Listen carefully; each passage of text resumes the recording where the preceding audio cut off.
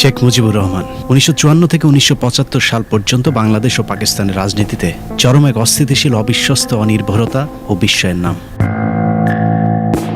কখনো ভারতপন্থী, কখনো পাকিস্তান, কখনো সোহরাওয়ার্দী, কখনো ইন্দিরা। যখন যাকে প্রয়োজন হয়েছে তখন তার দয়া নিয়েছে, প্রয়োজন শেষে ছুঁড়ে ফেলতেও সময় নেয়নি শেখ মুজিব। স্বাধীনতার পর স্বার্থের কারণে তার রাজনৈতিক গুরু ভাসানীকে পর্যন্ত গৃহবন্দী করতেও সময় নেননি শেখ মুজিবুর রহমান। নীতিহীন এমন বৈশিষ্ট্যের পরেও শেখ মুজিবের এত জনপ্রিয়তা ও উত্থানের পেছনে তার কিছু বিশেষ গুণ কাজ করেছে। এসব বৈশিষ্ট্যের মধ্যে সাহসের কথা সবার আগে আসবে। সুবিশাল শারীরিক গঠন আর সাহসিকতায় শেখ মুজিবকে সুযোগ করে দিয়েছিল সোহরাওয়ার্দী নিরাপত্তা দেখভালের। সোহরাওয়ার্দী নিরাপত্তা দেখভালের পাশাপাশি তার কাছে রাজনীতি শিখেছেন বঙ্গবন্ধু শেখ মুজিবুর রহমান। এরপর তার যে গুণের কথা বলতে হয় তা হলো তার আকর্ষণীয় জ্বালাময়ী ভাষণ, যা মানুষকে চরমভাবে আন্দোলিত করত। তবে রক্ত গরম করা ভাষণের সাথে তার কথার কোনো মিল ছিল না, যার প্রমাণ বিভিন্ন ঐতিহাসিক ব্যক্তিদের কথায় উঠে এসেছে।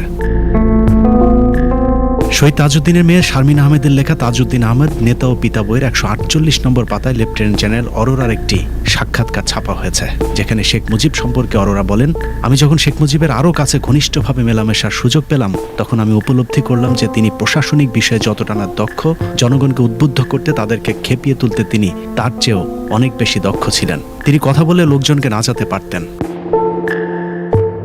চতুর্থ সংশোধনীর কারণ মুজিবের রাজনীতি এবং তার দ্বিতীয় বিপ্লব বইয়ের ১৬৪ নম্বর পাতায় শেখ মুজিব সম্পর্কে বলা হয়েছে, মুজিব ক্ষমতা লাভ করে নেতৃত্বের গুরুত্বপূর্ণ গুণ সহনশীলতা এবং ত্যাগ ভুলে গিয়েছিলেন। তিনি তার থেকে জ্ঞানী ও অভিজ্ঞদের সহ্য করতে পারতেন না। সেজন্যই তাজউদ্দিন আহমেদ এবং আতাউর রহমানের প্রতি তার ছিল ঈর্ষণীয় দৃষ্টি। সংবিধান, সাংবিধানিক আইন ও রাজনীতি বাংলাদেশ প্রসঙ্গ বইয়ের ১৬৫ নম্বর পাতায় বলা হয়েছে, কিন্তু দুর্ভাগ্যজনক যে বাংলাদেশের প্রতিষ্ঠাতা নেতা শেখ মুজিব দেশকে গণতন্ত্রের প্রাতিষ্ঠানিকীকরণের দিকে না নিয়ে ব্যক্তিগত ক্ষমতা লোভের দিকেই প্রভাবিত করলেন। বস্তুত শেখ মুজিব দূরদর্শী নেতা ছিলেন না। তার মাঝে ছিল বাগ্মিতার গুণ, নিজেকে জাহির করার গুণ, নিজের প্রতি ইগো তৈরির গুণ, কিন্তু সুশাসনের গুণ ছিল না। কেউ তাকে বঙ্গবন্ধু বা জাতির পিতা বললে খুব খুশি হতেন, কিন্তু এগুলোর সমালোচনা শোনার গুণ তার মাঝে ছিল না। বড় বড় বক্তৃতা ও প্রতিশ্রুতি দানের ক্ষমতা ছিল তার, কিন্তু সম্মতির ভিত্তিতে কোনো কাজ করার গুণ ছিল না। একই পৃষ্ঠার শেষের লাইনে তখনকার বাংলাদেশের সব সংকটের জন্য শেখ মুজিবকে দায়ী করেছেন শেখ মুজিবের এই ঘনিষ্ঠ সহকর্মী। শেখ মুজিবকে চিনতে হলে ১৯৫৪ থেকে ৭৫ পর্যন্ত বাংলাদেশের রাজনীতি সম্পর্কে জানতে হবে। ১৯৫২ সালের ভাষা আন্দোলনের পক্ষে বা বিপক্ষে শেখ মুজিবের কোনো ভূমিকা ছিল না। যদিও শেখ হাসিনা ইদানিং বলে থাকেন ২১শে ফেব্রুয়ারি তো বটেই, ভারত থেকে পাকিস্তান আলাদা এবং পাকিস্তান থেকে বাংলাদেশ আলাদা। এই দুটো রাষ্ট্রই নাকি শেখ মুজিব নিজে স্বাধীন করে দিয়েছেন।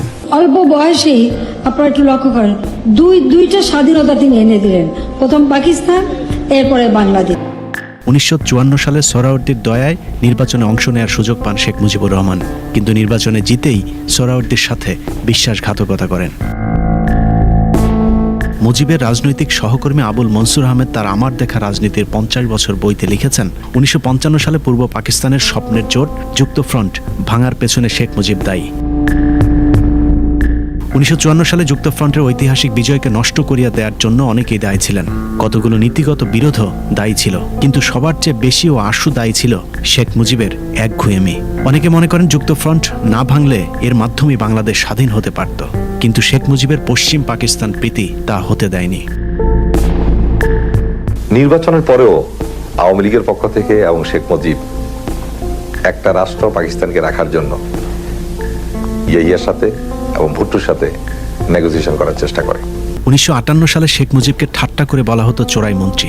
পশ্চিম পাকিস্তানের সাথে হাত মিলিয়ে শেখ মুজিব ৪ দিনের জন্য মন্ত্রী হয়েছিলেন। আমার দেখা রাজনীতির ৫০ বছর বইয়ের ৪৩৮ নম্বর পৃষ্ঠায় এই তথ্যটি তুলে ধরা হয়েছে। লেখক আবুল মনসুর বলেন, কার বুদ্ধিতে বুঝি নাই, মুজিবুর রহমান আমাদের কাউকে না জানায়া কয়েকজন হবু মন্ত্রী লইয়া হঠাৎ করাচি চলিয়া গেলেন। মন্ত্রিত্বের শপথ নিলেন, ভালো পোর্টফোলিও পাওয়া গেল না বলিয়া ৪-৫ দিন পর পদত্যাগ করিলেন। অথচ সোহরাওয়ার্দী তখন সেই মন্ত্রিসভার বিরোধিতা করেছিলেন। ক্ষমতার লোভে এভাবেই শেখ মুজিব তার কাছের মানুষদের সাথে বিশ্বাসঘাতকতা করে পশ্চিম পাকিস্তানিদের সাথে হাত মিলিয়েছেন বিভিন্ন সময়। মন্ত্রিত্ব বাদ দিয়ে বিরোধী দলে গিয়ে আবারও বিতর্কে জড়ান শেখ মুজিব। 1958 সালের সেপ্টেম্বরে পাকিস্তান সংসদে ডেপুটি স্পিকার শাহেদ আলী পাটোয়ারিকে সংসদের ভেতরেই পিটিয়ে গুরুতর আহত করা হয়। উইকিপিডিয়ার তথ্য অনুযায়ী পাকিস্তান সংসদের ভেতরেই পেপারওয়েট ছুঁড়ে মারলে শাহেদ আলী গুরুতর আহত হন। চিকিৎসাধীন অবস্থায় 2 দিন পর তিনি মারা যান। এ ঘটনাকে কেন্দ্র করে ইস্কান্দার মির্জা মন্ত্রিসভাকে বরখাস্ত করে ক্ষমতা দখল করেন। সংবিধান বাতিল করে সামরিক আইন জারি করলে সংসদও বাতিল হয়ে যায়। ডেপুটি স্পিকার শাহেদ আলীকে খুনের ঘটনায় গ্রেফতার করা হয় শেখ মুজিব সহ আরও বেশ কয়েকজন রাজনৈতিক নেতাকে। এরপর দুর্নীতির মামলায় 2 বছর সহ দফায় দফায় আরও কয়েকটি মামলায় শেখ মুজিব জেল খেটেছেন। জেল থেকে বের হয়ে শেখ মুজিব কথিত ঐতিহাসিক 6 দফার ঘোষণা দেন। কিন্তু অনেকেই মনে করেন পশ্চিম পাকিস্তানিদের ইশারায় 6 দফা কর্মসূচি ঘোষণা করেন শেখ মুজিবুর রহমান। যদিও এখনকার আওয়ামী লীগ 6 দফাকে স্বাধীনতা আন্দোলনের মূল মন্ত্র দাবি করেন। এবার দেখা যাক কতটা স্বাধীনতা বিরোধী ছিল শেখ মুজিবের সেই 6 দফা আন্দোলন। 6 দফার প্রথম প্রস্তাবে বলা হয়েছে শাসনতান্ত্রিক কাঠামো ও রাষ্ট্রের প্রকৃতি। দেশের শাসনতান্ত্রিক কাঠামো এমনই হতে হবে যেখানে পাকিস্তান হবে একটি ফেডারেশন ভিত্তিক রাষ্ট্রসংঘ এবং তার ভিত্তি হবে লাহোর প্রস্তাব। সরকার হবে পার্লামেন্টারি ধরনের, আইন পরিষদের ক্ষমতা হবে সার্বভৌম। অর্থাৎ প্রথম দফাটি 2 পাকিস্তানকে এক রেখে আইন পরিষদের সার্বভৌম ক্ষমতা নিশ্চিতের দাবি করা হয়েছে। 2 নম্বর প্রস্তাবে বলা হয়েছে কেন্দ্রীয় সরকারের ক্ষমতা। কেন্দ্রীয় সরকারের ক্ষমতা কেবলমাত্র 2টি ক্ষেত্রে সীমাবদ্ধ থাকবে, যথাক্রমে দেশ রক্ষা ও বৈদেশিক নীতি। এখানেও 2 পাকিস্তানকে এক রেখে দেশের সার্বভৌম ও পররাষ্ট্রনীতি নিয়ন্ত্রণের পূর্ণ ক্ষমতা দেওয়া হয়েছে পশ্চিম পাকিস্তানিদের হাতে। প্রস্তাবে 3 নম্বরে বলা হয়েছে মুদ্রা ও অর্থ সম্বন্ধীয় ক্ষমতা। মুদ্রার ব্যাপারে 2টি প্রস্তাব করেছিলেন শেখ মুজিব। সমগ্র দেশের জন্য 2টি পৃথক অথচ অবাধে বিনিময়যোগ্য মুদ্রা চালু থাকবে, অথবা বর্তমান নিয়মে সমগ্র দেশের জন্য কেবলমাত্র একটি মুদ্রাই চালু থাকতে পারে। অর্থাৎ মুদ্রার ক্ষেত্রেও 2 পাকিস্তানকে এক রেখেই 6 দফা করা হয়েছিল। প্রস্তাবে 4 নম্বরে রাজস্ব, কর ও শুল্ক সম্বন্ধীয় ক্ষমতা। ফেডারেশনের অঙ্গরাজ্যগুলোর কর ও শুল্ক ধার্যের ব্যাপারে সার্বভৌম ক্ষমতা থাকবে। কেন্দ্রীয় সরকারের কোনরূপ কর ধার্যের ক্ষমতা থাকবে না, তবে প্রয়োজনীয় ব্যয় নির্বাহের জন্য অঙ্গরাষ্ট্রীয় রাজস্বের একটি অংশ কেন্দ্রীয় সরকার প্রাপ্ত হবে। এরপর 5 ও 6 নম্বর, কোথাও পাকিস্তানকে আলাদা করে পূর্ব পাকিস্তানকে স্বাধীন করার কোনো ইঙ্গিত মাত্র দেয়া হয়নি শেখ মুজিবের 6 দফায়। এত সব রফা দফা না বুঝলেও চলবে। শেখ মুজিবের 6 দফার মূল উদ্দেশ্য কি ছিল সেটা বোঝার জন্য তার একটি লিখিত বক্তব্য পড়লেই যথেষ্ট।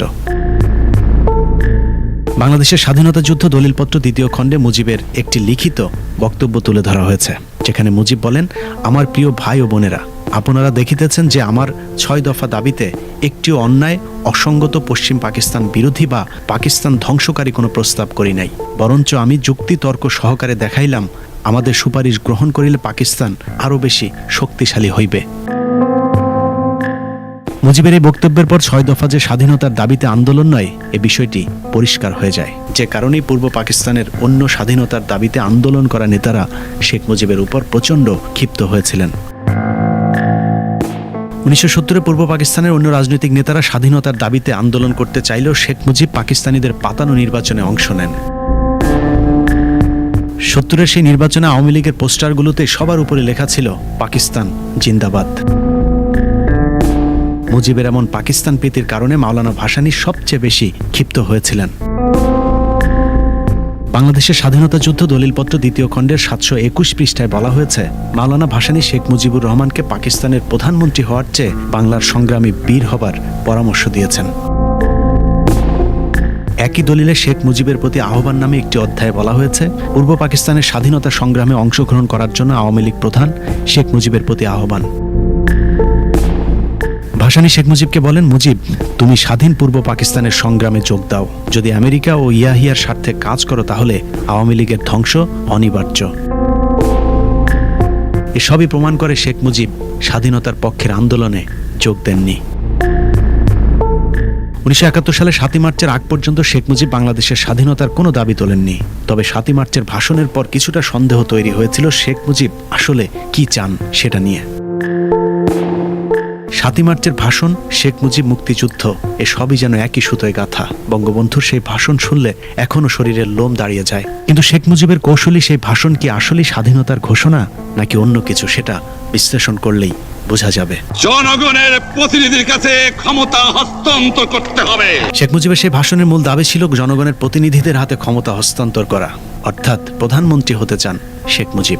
তবে দাবি যাই হোক, 7 মার্চের কিছু বক্তব্য মুক্তিযোদ্ধাদেরকে শক্তি জুগিয়েছে এবং কিছু বাক্য শুনলে মনে হবে এটাই মনে হয় স্বাধীনতার ঘোষণা। রক্ত যখন দিয়েছি, রক্ত আরো দেব, এদেশের মানুষকে মুক্ত করে ছাড়বো ইনশাআল্লাহ। শেখ মুজিবের সেই স্বাধীনতা যে সার্বভৌমত্বের স্বাধীনতা না, সেটা শেখ মুজিব নিজেই স্বীকার করেছিলেন। You mean independence? That I don't mean. You mean independent? That I don't mean. I want to live like a free citizen of a free country. You mean independence? That I don't mean. Sheikh Hasina সহ আওয়ামী লীগের নেতারা তারপরও 7 মার্চের সেই ভাষণকে স্বাধীনতার ঘোষণা বলে চালিয়ে দেওয়ার চেষ্টা করছে।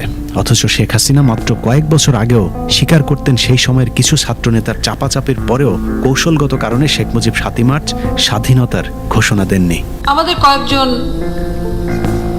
ছাত্র নেতা তারা হঠাৎ দেখি বেশ উত্তেজিত। আমার আব্বাকে বলছেন, যেটা কি হলো লিডার, আপনি স্বাধীনতার ঘোষণাটা দিয়ে আসলেন না। মানুষ সব হতাশ হয়ে ফিরে গেল যে তারা তখন এই কথাটা কেন বলেছিল, তারা কার হয়ে কথা বলছিল বা উদ্দেশ্যটা কি ছিল। ওই সময় ছাত্র নেতারাও অভিযোগ করেছেন অনেক চেষ্টার পরেও শেখ মুজিবকে স্বাধীনতার ঘোষণা দেওয়ানো যায়নি 7 মার্চে। আমরা শেখ মুজিবের সাথে রাত 1টায় দেখা করি তার বাসায় এবং তাকে পরিষ্কার বলে আসি যে আপনি পাকিস্তানের রাষ্ট্রপ্রধান বা প্রধানমন্ত্রী হন, এটা আমরা চাই না। শেখ মুজিব যে কখনোই 2 পাকিস্তান আলাদা করতে চাননি তার আরো বড় প্রমাণ শেখ মুজিবের সবচেয়ে কাছের সহচর তাজউদ্দিন আহমেদের মেয়ে শারমিন আহমেদের লেখা বইয়ের একটি তথ্য। সেই বইয়ের 45 নম্বর পৃষ্ঠায় বলা হয়েছে, পূর্ব পরিকল্পনা অনুযায়ী 25 মার্চের ভয়াল কালো রাতে আব্বু গেলেন মুজিব কাকুকে নিতে। মুজিব কাকু আব্বুর সঙ্গে আন্ডারগ্রাউন্ডে গিয়ে মুক্তিযুদ্ধ পরিচালনা করবেন, সেই ব্যাপারে আব্বু মুজিব কাকুর সাথে আলোচনা করেছিলেন। মুজিব কাকু সে ব্যাপারে সম্মতিও দিয়েছিলেন। সে অনুযায়ী আত্মগোপনের জন্য পুরান ঢাকার একটি বাসাও ঠিক করে রাখা হয়েছিল। বড় কোনো সিদ্ধান্ত গ্রহণে, আব্বুর উপদেশ গ্রহণে মুজিব কাকু এর আগে দ্বিধা করেননি। আব্বুর সে কারণে বিশ্বাস ছিল যে ইতিহাসের এই যুগ সন্ধিক্ষণে মুজিব কাকু কথা রাখবেন। মুজিব কাকু আব্বুর সাথেই যাবেন। অথচ শেষ মুহূর্তে মুজিব কাকু অনড় রয়ে গেলেন। তিনি আব্বুকে বললেন, বাড়ি গিয়ে নাকে তেল দিয়ে ঘুমিয়ে থাকো, পরশুদিন 27 মার্চ হরতাল রেখেছি। এই সময়টা আলোচনা করলো কেন পাকিস্তানের সামরিক সরকার, এবং উনি কেন বললেন যে যা 27 তারিখে হরতাল ডেকে দিয়েছি, নাকে তেল দিয়ে ঘুমা। সুতরাং সবটা জিনিস যেন বেশি আবেগ দিয়ে না। এছাড়াও এ বইয়ের আরো এক জায়গায় বলা হয়েছে শেখ মুজিবকে 25 মার্চের রাতের শেষ মুহূর্তে অন্তত স্বাধীনতার ঘোষণার একটি রেকর্ড পড়তে বলা হয়েছিল। সেটাও করেননি, এমনকি সেই ঘোষণাপত্রে তিনি স্বাক্ষর করতেও রাজি হননি, কারণ তিনি বলেছিলেন যদি এটা করা হয় তাহলে পশ্চিম পাকিস্তানিদের হাতে প্রমাণ থেকে যাবে যে আমি দেশদ্রোহী। এই কথাগুলিও জনাব তাজউদ্দিন আহমেদের মেয়ে শারমিন আহমেদ তার বইতে উল্লেখ করেছেন। শারমিন আহমেদের বই না মানলেও চলবে। তাজউদ্দিন আহমেদ নিজেই সেই সময়ের আন্তর্জাতিক মিডিয়াতে সাক্ষাৎকারে বলেছিলেন শেখ মুজিব সবসময় পশ্চিম পাকিস্তানিদের হয়ে কাজ করেছেন। Sheikh Mujibur Rahman has not committed anything against the West Pakistanis or West Pakistan as such. Sheikh Mujib না চাইলেও কথিত পাকিস্তানি এজেন্ট রাজাকার শহীদ প্রেসিডেন্ট জিয়াউর রহমানের ডাকে মুক্তিযুদ্ধ শুরু হয়ে যায়। তাজউদ্দিন, জিয়াউর রহমান, ওসমানীদের নেতৃত্বে মুক্তিযুদ্ধ যখন শুরু হয় তখনও ক্ষমতা নিয়ে দ্বন্দ্বে লিপ্ত ছিল মুজিব বাহিনী। শেখ মুজিব জেলে থাকলেও শেখ মুজিবের ভাগ্নে শেখ ফজলুল হক মুনি মুজিব বাহিনী নামে একটি মুক্তিযুদ্ধ বিরোধী বাহিনীর নেতৃত্ব দেয়। পুরো মুক্তিযুদ্ধের শুরু থেকে শেষ পর্যন্ত শেখ মুনি ও তাজউদ্দিন গ্রুপের মধ্যে দ্বন্দ্ব চলেছে। প্রথম দ্বন্দ্ব বাধে মুজিবনগর সরকার নিয়ে। মূলধারা 71 বইয়ের 65 নম্বর পৃষ্ঠায় মুজিব বাহিনী সম্পর্কে আটকে ওঠার মতো তথ্য দেওয়া হয়েছে। তারা এই সরকারকে স্বীকার করে না, অর্থাৎ মুজিব বাহিনী প্রবাসী সরকারকেই স্বীকার করেনি। বস্তুত এই বাহিনীর সদস্য ভুক্তির জন্য সর্বাধিনায়ক হিসেবে শেখ মুজিবুর রহমান এবং তার অনুপস্থিতিতে শেখ ফজলুল হক মুনির প্রতি আনুগত্যের অঙ্গীকার করেই শপথনামা পাঠ করা হয়। 71-এর মে মাসে অনেকটা প্রকাশ্যে আলোচিত হতে থাকে রয়ের এক বিশেষ উপসংস্থার অধীনে শীঘ্রই দেরাদুনের অদূরে চাকরাতায় এদের জন্য বিশেষ ট্রেনিং শুরু হতে চলেছে। জুন থেকে এদের ট্রেনিং শুরু হয়, নভেম্বর পর্যন্ত অব্যাহত থাকে। প্রশিক্ষণপ্রাপ্ত এদের প্রথম দল আত্মপ্রকাশ করার সঙ্গে সঙ্গে একথাও স্পষ্ট হয় যে এই বাহিনী পরিচালনা ও নিয়ন্ত্রণের ক্ষেত্রে কর্নেল ওসমানী বা বাংলাদেশ সরকারের কোনো এখতিয়ার নেই। বইয়ের 67 নম্বর পৃষ্ঠায় বলা হয়েছে মুজিব বাহিনী এতটাই উচ্ছৃঙ্খল, অন্তর্ঘাতমূলক এবং মুক্তিযুদ্ধ বিরোধী কার্যকলাপ শুরু করে যে শীঘ্রই মুজিব বাহিনীকে মুক্তিযুদ্ধ কমান্ডের অধীনে আনা না হলে মুক্তিযুদ্ধের সর্বাধিনায়ক জেনারেল ওসমানী পদত্যাগ করবেন বলে তাজউদ্দিনকে সাফ জানিয়ে দেন।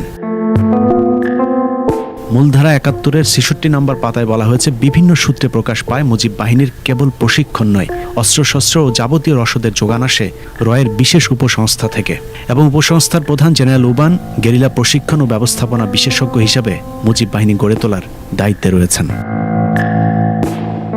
একই পাতায় বলা হয়েছে পক্ষান্তরে ক্ষেত্রবিশেষ মুক্তিযোদ্ধাদের অস্ত্র কেড়ে নেয়া, তাদের অনুগত্য পরিবর্তন করতে চাপ প্রয়োগ করা এবং প্রবাসী সরকারের মন্ত্রিসভার বিরুদ্ধে প্রকাশ্যে বিদ্রোহ প্রচারণা চালানোর মাধ্যমে কেবল যে মুক্তিযুদ্ধকে ভেতর থেকে দুর্বল করে ফেলা হচ্ছিল তা নয়, অধিকন্ত আশ্রয়দাতা দেশের অর্থাৎ ভারতের উদ্দেশ্য সম্পর্কে এক সন্দেহের আবহাওয়াকে উৎসাহিত করে তোলা হচ্ছিল। এত কিছুর পরও তাজউদ্দিন, জেনারেল ওসমানী, জিয়াউর রহমানের নেতৃত্বে বাংলাদেশ স্বাধীন হয়েছে। স্বাধীনতার পর রয়ের নিয়ন্ত্রণে থাকা মুজিব বাহিনী চলে যায় স্বাধীন বাংলাদেশের ক্ষমতার কেন্দ্রে। আর যুদ্ধ না করেও শেখ মুজিব হয়ে গেলেন জাতির পিতা, সেই সাথে অঘোষিত এক নায়ক। শেখ মুজিবের চক্করে শেখ মুজিব আগাগোড়া একজন মুক্তিযুদ্ধ বিরোধী হয়ে গিয়েছিলেন। মুক্তিযুদ্ধের কতটা কট্টর বিরোধী হয়েছিলেন সেটা বোঝা যায় সংসদে প্রথম মুক্তিযুদ্ধে নিহতদের স্মরণে একটি শোক প্রস্তাব উত্থাপনের মাধ্যমে। সেই শোক প্রস্তাবটি কত বড় প্রতারণা তা দেখলেই বোঝা যায়। যেহেতু মুক্তিযুদ্ধে শেখ মুজিব কিংবা তার মুজিব বাহিনীর কোনো কৃতিত্ব ছিল না, সে কারণে প্রস্তাবে মুক্তিযুদ্ধে অংশ নেওয়া গুরুত্বপূর্ণ ব্যক্তি বীর শ্রেষ্ঠ কিংবা যুদ্ধে নেতৃত্ব দেওয়া ইস্ট বেঙ্গল রেজিমেন্টের গুরুত্বপূর্ণ ইউনিটের মুক্তিযোদ্ধাদের নাম এড়িয়ে যাওয়া হয়। বিপরীতে শুধুমাত্র নিজের পছন্দের কিছু মানুষের নাম স্মরণ করে শোক প্রস্তাব উত্থাপন করেন শেখ মুজিব। প্রস্তাবটি উত্থাপন করার সাথে সাথে প্রচণ্ড হট্টগোল শুরু হয় সংসদে।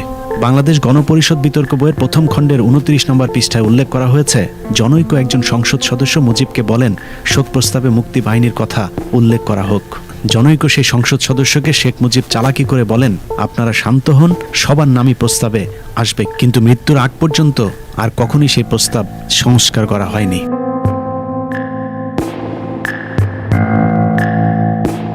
শুধু এটাই নয়, 1972 থেকে 75 পর্যন্ত মুজিব একবারের জন্য মুক্তিযুদ্ধ কিংবা মুক্তিযোদ্ধা এই শব্দ দুটো উচ্চারণ করেনি। এমনকি মুক্তিযুদ্ধে নেতৃত্ব দেওয়া তাজউদ্দিন, জেনারেল ওসমানী সহ যুদ্ধে যারা নেতৃত্ব দিয়েছেন সবাইকে তার মন্ত্রিসভা থেকে ধীরে ধীরে বাদ দিয়ে দেন।